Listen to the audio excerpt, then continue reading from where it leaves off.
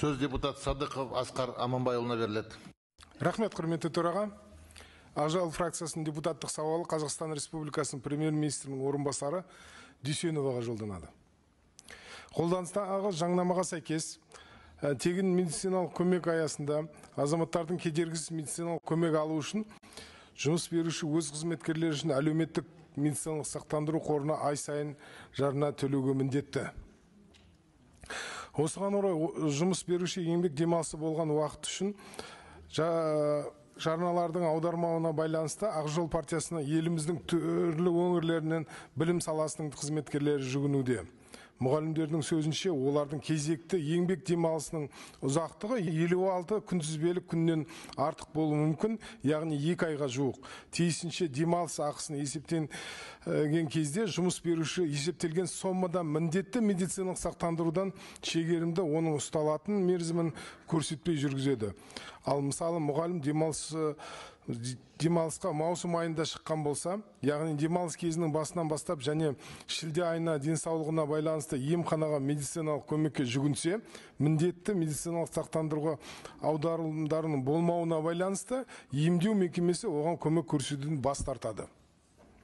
Жергілікті білім департаменттері бұл оқулықтың еңбек демалысының кезіндегі қызметкерлердің жалақысы есептелмейтіндігімен түсіндіреді. Оның үстіне мұғалімдер атап өткендей жағдайды шешу үшін азаматтарға арналған үкімет корпорациясына өз бетінше жүгінген. Олар өз қалталарынан 3500 теңгені төлеген жағдайда ғана медициналық қызмет қайта қалпына келтірген туралы жауап берілген екен. Мұғалім мамандығы қиын, жауапты және көп күшпен денсаулықты талап етеді. Соған сәйкес демалыс кезінде көптеген мұғалімдер денсаулығына қалпына келтіру тырысса, бірақ оның орнына мемлекеттік органдардың табалдырығын тоздырып, өз мәртебесін жаңарту үшін жеке қалтасынан міндетті медициналық төлемді төлеуге мәжбүр болады. Осының барлығы мәмс имиджіне кері әсер етеді деп есептейміз.